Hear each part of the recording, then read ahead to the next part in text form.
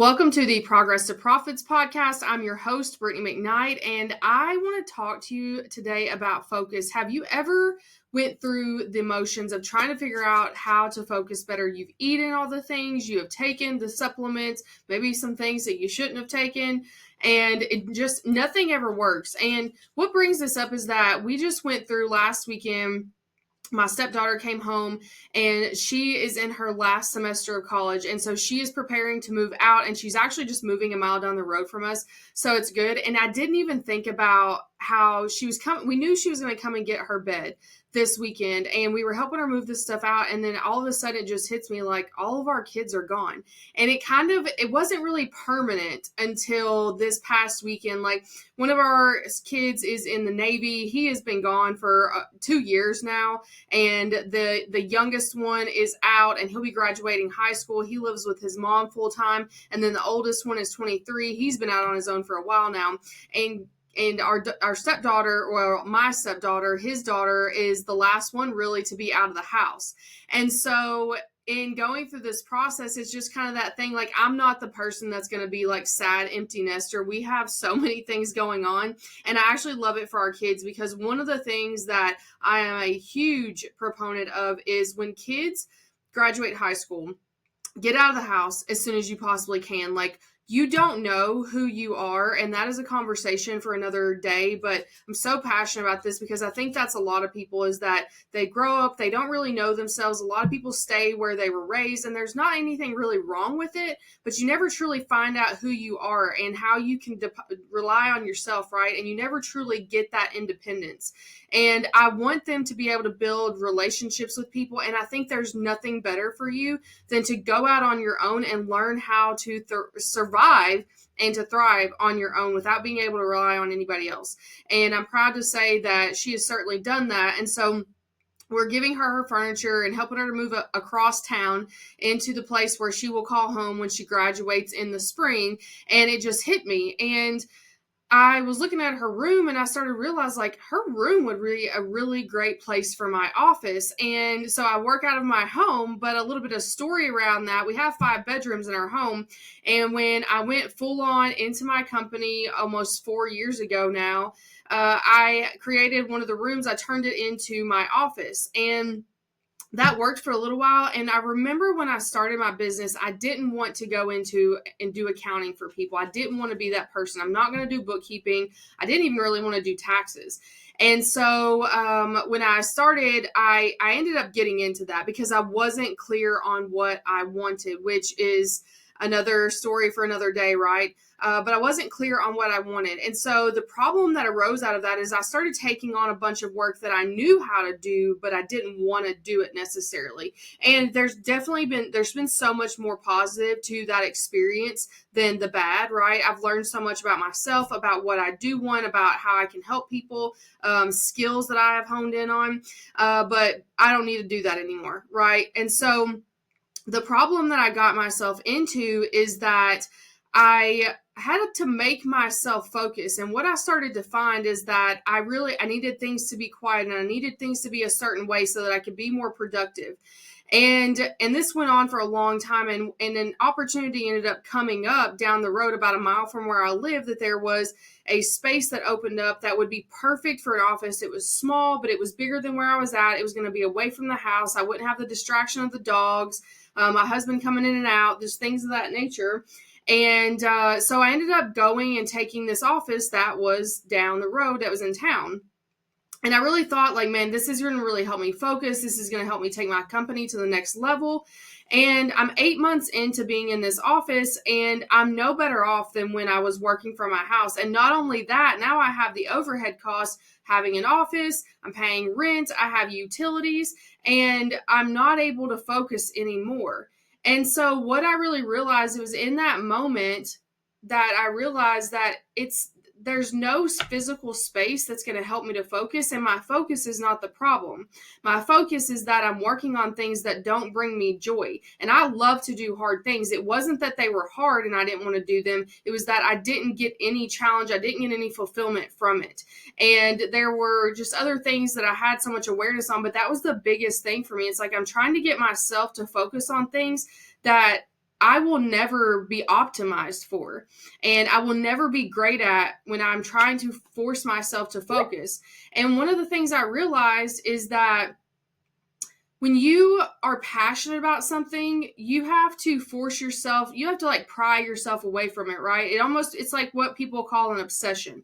And so you deal with this. And so I started noticing, like, when I really get to work on things that I want to work on, it's like I just lose all track of time. I don't have to force myself to time block for those things so I can focus on them. I have to force myself to time block those things so that I only work on those things for that amount of time. And I started to notice this, and it made all of this awareness came to me when I was looking at my stepdaughter's bedroom.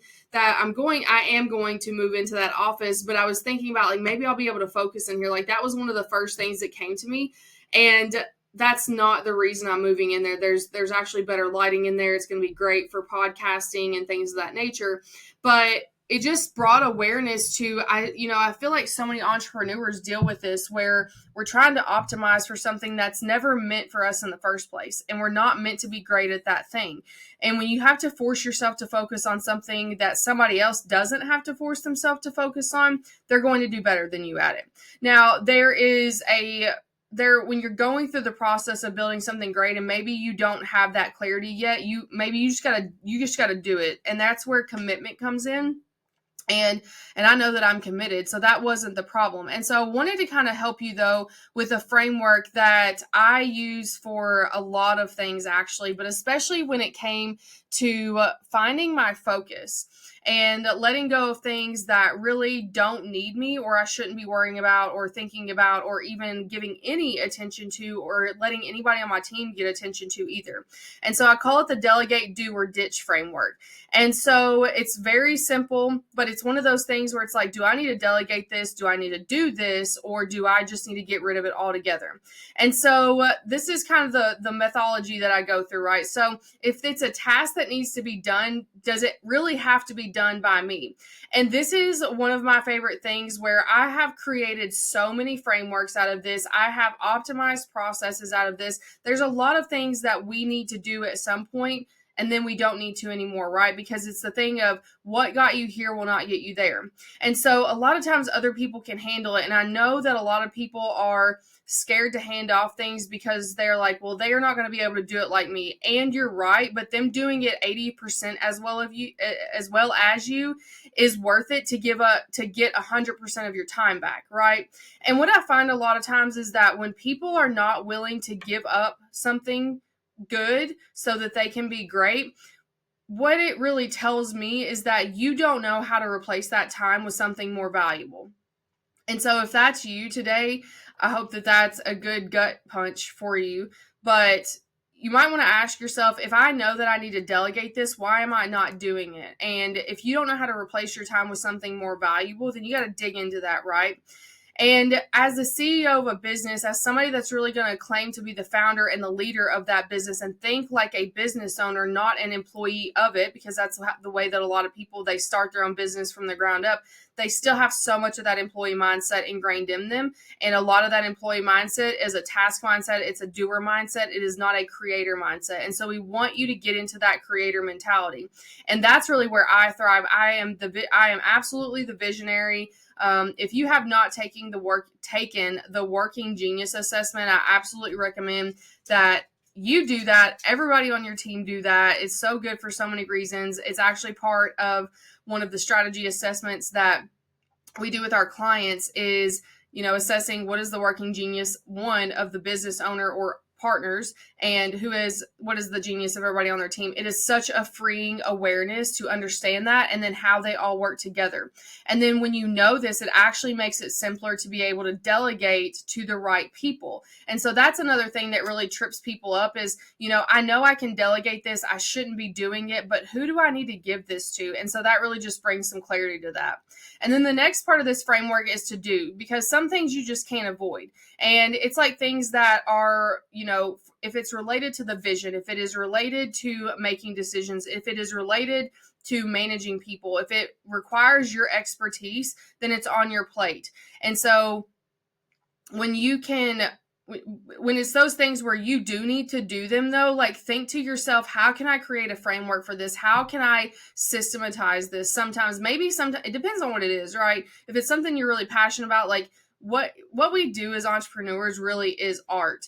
And there's no way to necessarily turn that art into a process, but there is a way to create a framework so that other people can do it similarly, right? Or get a relatively consistent result. And so sometimes you just have to do it so that you can create the process. And then sometimes you just need to stop doing it. You already have the process. You don't even need to be the person that does that, right?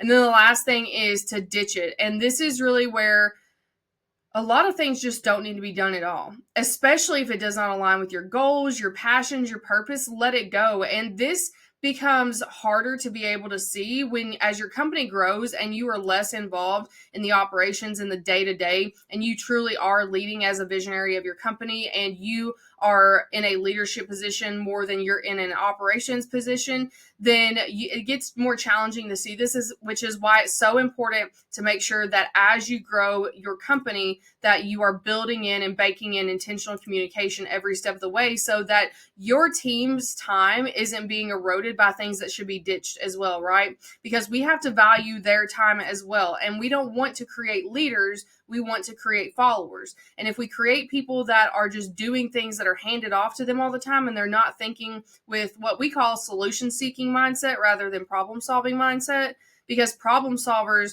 just always fix problems. They never provide solutions. And so it's easy to be able to see this more when you're maybe solopreneur, very small team, but when you have a bigger company, it gets more challenging to be able to see this. And this is why, again, it is so important. People are just the pivot point of everything, making sure that you have people that can also adopt this framework and understand, when do I need to delegate? When do I need to be in charge of just taking care of it and taking the action on it? And when do we really not need to do this anymore?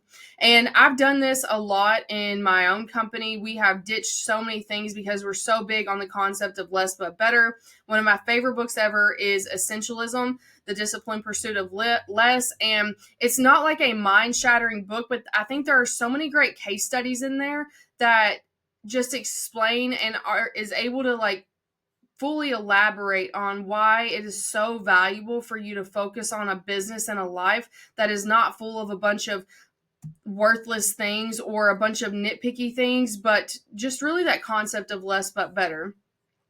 And so, one of the things, for instance, that we let go of is that we are business advisors and we were doing taxes, and we still do that for certain clients that are in our Clarity to Cash Flow program. We're rebuilding the foundation of their business. And as part of their cash flow strategy, we will help them with their tax planning and their taxes. But one of the mistakes that I made early on is doing taxes, a lot of one-off, and a lot of people just saw my company as a tax preparation and accounting firm, and that's not who we are or what we do, right? But that's what we were doing. And so we ended up ditching that because it was positioning us the wrong way, and it was costing us so much time that we couldn't fully immerse ourselves in the things that we love to do, which is to operationalize businesses. And so we ditched that. And along the way, it's actually made that so much simpler to be able to delegate things to my team, because they're not burdened with things that is just completely draining for all of us, just to be real about it. But we've gotten rid of these things that allow them to thrive in their roles too. And because they know that when I, as their leader, grow and I'm able to focus more on the things that bring us true value and make our business easier to grow, they actually look for opportunities to take things off of my plate so much more. And so I don't have to worry about focusing on things that don't truly matter, because we go through this cadence on a quarterly basis at a minimum. But we're really always in the communication of this. We're always talking about this. And I'm always interested in my team, how things are going. And this is, again, why we look at KPIs and things of that nature. Because, yeah, we want things to be good. We're measuring those things. But that also tells us a story, because I want to know how my team is focusing. I want to know what is draining them. I want to know what is being a drag on them, what is getting in the way. And because we're in a virtual environment, for instance, and this is the case with so many business owners, is that everything is on our phone, right? Everything is virtual. We have a notification for everything. And I've actually turned a lot of those off, but my team, they don't necessarily think like that, right? they're team members. They're not entrepreneurs. And so I have to help find the ways and root out where is their time being sucked away on things that don't actually matter, because that's actually taking time from me, and I'm not okay with that. Sometimes it's clients, sometimes it's notifications, sometimes it's the way that we communicate, it's the cadence through which we communicate. So we update those things all the time. And so we're always looking to refine that so that my team can get their focus back for themselves, right? Because I know that when they excel and they're able to focus on what truly matters, then we're all going to win that way. And so focus, at the end of the day, what I learned about moving all around and trying all these tactics, reading all these books about focus, I don't have a problem. A lot of people claim that they have ADHD, and that may be true. But look at what you're eating. Like, what are you focused on? What are you filling your body, your mind, and your soul with that is truly just this accumulation that's distracting you from being able to get clear on what you truly want? Because when you get clear on what you truly want, not only are you going to have to stop spending so much time trying to learn how to focus, but you're actually going to provide so much more value to people. And so it's always a win-win situation. Not always easy, but it is simple. And so some things that also I've noticed can really factor into our inability to focus is, it's always the simple things, y'all. What are you drinking? Like, how often are you filling your body up with water and just being hydrated? And what do you get? Quality sleep? Do you get enough sleep? Do you fill your body with high quality food? How much are you moving and being able to get rid of the things that you consume in the first place? And then what are you looking at that is making you irritable, that is making you think about things that you shouldn't be thinking about when you're trying to get things done? And so it all comes back to, at the end of the day, what are you wasting your time on that is causing you to not focus? And the last thing this really brings to mind for me is that, and you will hear me say this so often because this is so important to me. I think about it every single day, and it really has been probably the foundation of the way that I design things the way that I do. And it's helped me to add so much value to our clients, especially with this concept of less but better. But I had a coach a few years ago, and I remember that I was really stuck in this moment, this time of just, I felt like I was not ready yet, and I was incapable to really do the things that I dreamt about. And the thing that he told me, and I remember I was consuming so many podcasts and just all the entrepreneurship stuff, and it was just like all day, every day, anytime I had a free moment to think, I would turn a podcast on and quote unquote learn from this podcast, right? And what I really learned is that he told me this. In Eastern medicine, accumulation is the first sign of disease. And that's it. Just when you have the accumulation, when you have excess, that is disease, dis-ease. Because you have too much of something, right? And so when I think about when I get irritable and things like that, when I can't focus, it's like I'm having too much of whatever this is. And I don't need to add anything. I need to take something away. And so that again goes back into the delegate, do, or ditch framework to think about, what do I need to get rid of, right? Do I need to get rid of this thing altogether? Do I need to delegate this? Do I need to come back to this later? Do I just got to get this done so I can get out of the way?